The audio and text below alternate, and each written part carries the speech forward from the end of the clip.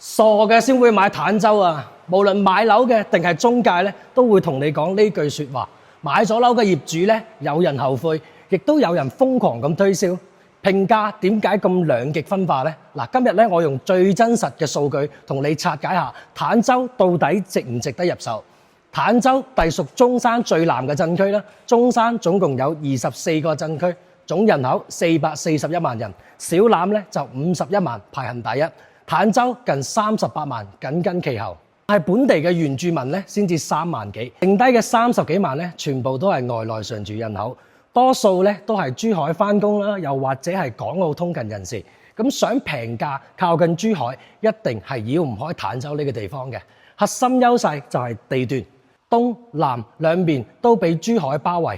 離拱北口岸最短不足7公里，開車咧18分鐘就可以直達啦。比珠海嘅好多片區，例如塘家、金灣、斗門仲要近。咁樓價差距咧，對比香洲區嘅話咧，就更加直觀啦。珠海市區可以開發嘅用地咧，已經非常之稀缺㗎啦。新盤嘅價格咧，去到25,000蚊一方，豪宅嘅價格直逼4到5萬蚊一方嚇。而坦洲分南北片區，南部臨近珠海皇區咧，均價1萬出頭，梗係香洲嘅一半啫。北部配套嘅咧，人流偏少，單價7000幾蚊都有，價格只係珠海嘅1/3。好多珠海中介唔推坦洲，三大嘅硬傷就擺咗喺度嚇。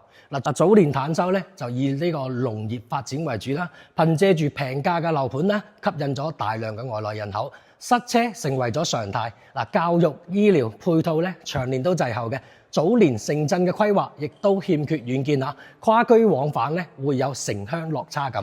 不過近幾年大灣區嘅規劃咧就徹底改變咗坦洲嘅局面啦。坦洲快線啦、香海高速通車、坦洲大道嘅開通咧，直接係縮短去橫琴、南灣富人區嘅通行時間。優越城嘅商圈落地，人流、商業配套全面補齊。喺坦洲就覆蓋到預算100萬以內嘅剛需自住，100萬出頭咧可以揀到大型社區嘅改善單位。可以話坦洲性價比係絕對抽得嗰個嚟嘅。但係坦洲亦都唔係話每個樓盤都可以買嘅，可以買嘅樓盤咧就得20%嘅啫。如果你都留意緊坦洲嘅樓盤咧，想避開中伏樓盤，唔使喺評論區提問嘅，直接點我頭像、電話、微信全部放咗喺度噶啦。我係阿 Sam，希望可以幫你喺灣區實現輕鬆無憂置業。